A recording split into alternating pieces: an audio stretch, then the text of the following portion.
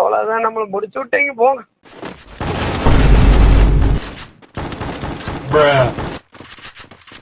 அங்கிட்டு வேண்டாம், இங்கிட்டு போவோம். அதுவும் சரிதா, வாங்க போவோம்.